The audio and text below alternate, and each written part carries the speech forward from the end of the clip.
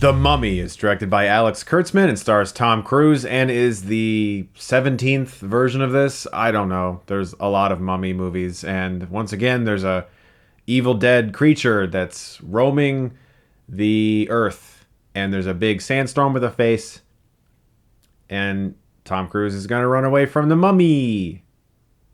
So yay. All jokes aside, Tom Cruise plays Nick, who's sort of a soldier, but more of a looter. He teams up with a dude named Chris, nice name, played by Jake Johnson, and Jenny, played by Annabelle Wallis, to solve an incredibly old mystery surrounding a mummy, played by Sofia Boutella. That's right, the mummy is a girl this time around, you know what I'm saying? Walking into this movie, I really had no idea what to expect. It could go either way for me. The trailers didn't really impress me, but in the past, I've not been impressed with trailers for Tom Cruise movies like Edge of Tomorrow and then been blown away. So I had really no idea what was going to happen with this film, and leaving it, it's fine.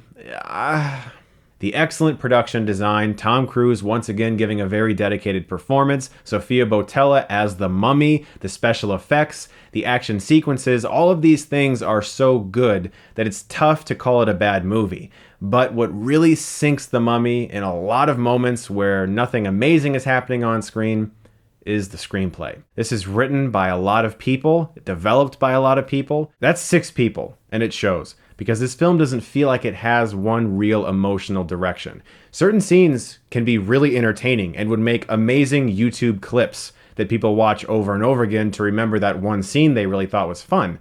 But as a whole, this movie is really scatterbrained, and a lot of it comes down to that screenplay. Unlike Cruise's last movie, Jack Reacher Never Go Back, which I thought was one of the most bland Tom Cruise performances I had ever seen and was a major disappointment, here he is very charismatic and actually quite funny. The screenplay does give him a lot of good jokes, but a lot of it relies on his timing, and his comic timing in this movie is actually really excellent. And of course, as usual, he throws himself into action sequences like no one else, and he sells every single head-thumping, painful moment of it. Russell Crowe is also in the film, and I'm not going to tell you who he plays because I honestly did not know, and so I try to keep the secrets and the fun for you guys the way I feel when I go into a movie, and I was excited to see who he was playing. I didn't realize he was playing that character, and he was definitely, for myself, one of the brighter spots of the movie, and watching him share scenes with Tom Cruise was also really fun. It felt like 2 really big heavyweight actors just going at it, and that was a lot of fun to see. Jake Johnson in this film is kind of the comedic sidekick. That's always dangerous. That doesn't always work. In fact, very rarely does it ever work when you have your main hero, protagonist, that you're excited to see doing things, and then there's the kind of jokey, funny guy following him everywhere, and it's a gamble, and it didn't pay off. I think that this character is extremely, gratingly annoying, and every time the character was on screen, I really wasn't enjoying it. Beyond the screenplay, my biggest disappointment with this movie is the character of Jenny, portrayed by Annabelle Wallis. This is one of the most useless characters I've seen in a big budget movie in quite some time. She is needing to be saved in every other scene. She really doesn't bring much to anything in this movie. Rarely does she solve anything. She essentially carts Tom Cruise to a couple locations he needs to go to, and beyond that, she's a damsel in distress. It's horrible timing to be coming out the weekend after Wonder Woman, a movie about an incredibly strong girl made by a great director who is also a girl. To have this character that is just so completely useless in this movie was a major distraction, and it was just... It's like we've passed this, you know? We're no longer in this stage where the girl lead is just led around everywhere and sometimes does a few things, but for the most part, they're just constantly unconscious. It's kind of sad, actually. But in all honesty, I am a fan of the Mummy movies. I've enjoyed a lot of them for a long time, even the original with Boris Karloff. Brendan Fraser's movies are kind of guilty pleasures for me. The third was really bad. The first one is quite enjoyable. Mummy Returns, definitely a guilty pleasure. I mean, have you seen the CGI for The Rock? Holy shit. And The Scorpion King. The Scorpion King is bad, but I enjoy it. It's a bad movie, but it's like the right kind of bad movie. So when it comes to these movies, I don't walk into them expecting them to be fantastic works of art. I just want to have some fun.